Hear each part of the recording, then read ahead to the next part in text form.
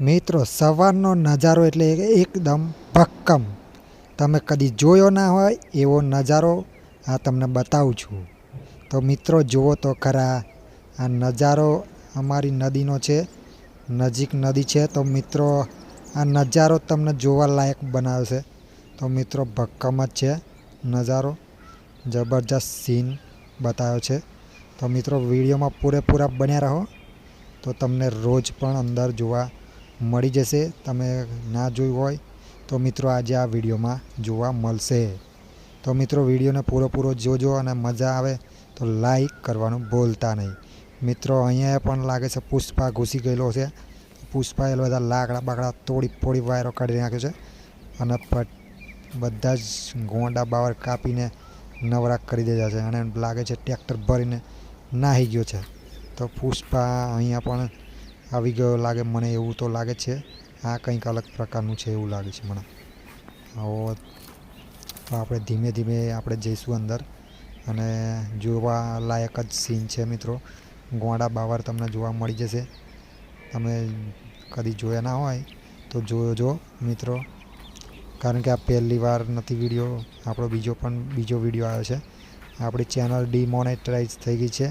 તો મિત્રો સપોર્ટ કરવાનું ભૂલતા નહીં અને લાઈક અને શેર કરવાનું ભૂલતા નહીં. આપણે આવા વ્લોગ્સ ટાઈપ વિડીયો બનાવીએ છીએ. તો મિત્રો હવે આવા વિડીયો આવતા રહેશે. તો ચેનલને સબસ્ક્રાઈબ કરજો, જોવાની મજા આવશે મિત્રો. હવે રોજનું પણ તમે વિડીયો જોઈ શકો છો મિત્રો. જુઓ અમારા ઘઉંની આજુબાજુ રોજડા આયાત કરે છે સવારમાં.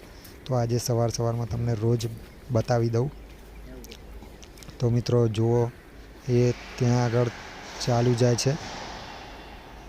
તો આપણે ધીમે ધીમે એની આગળ જઈશું નજીક, જેથી કરીને આપણે દેખાય.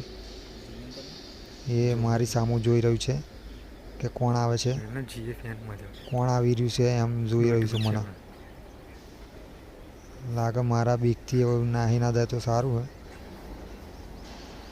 જો ચર તો તમને બતાવીશું, બાકી જો નાહી જશે તો જોવા નહીં મળે પૂરેપૂરું.